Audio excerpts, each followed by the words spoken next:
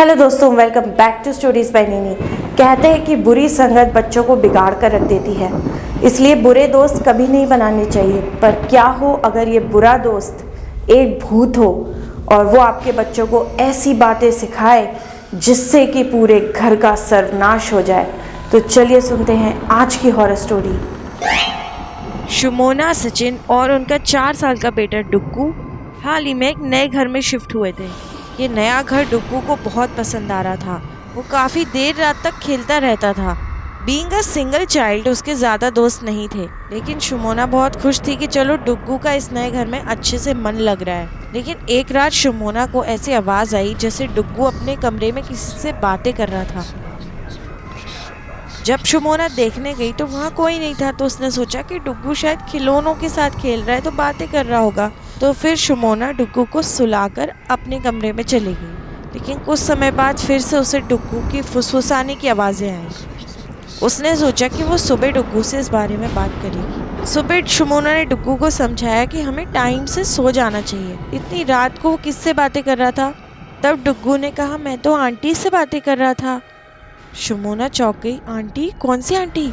तब डुग्गू ने बताया कि उसके कमरे में एक आंटी रहती हैं और वो देर रात तक उसके साथ टॉयज से खेलती हैं। शुमोना को कुछ समझ नहीं आया। वो तुरंत दौड़कर डुग्गू के कमरे में गई और उसने जाके हर तरफ चेक किया, लेकिन वहाँ तो कोई नहीं था।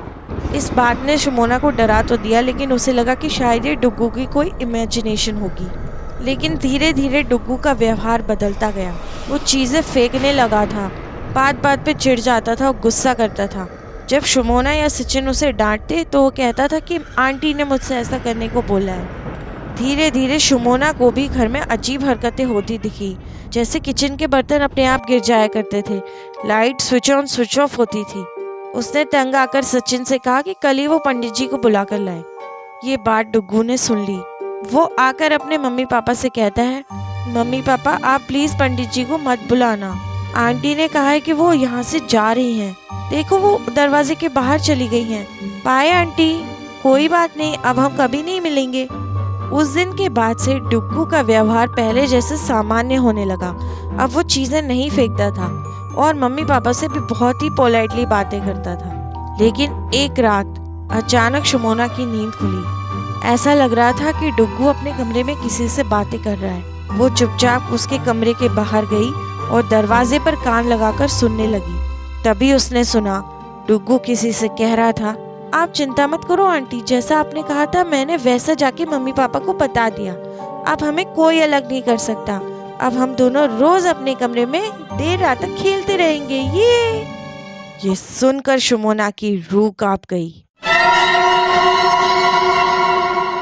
तो ये थी आज की horror story. Thank you for listening.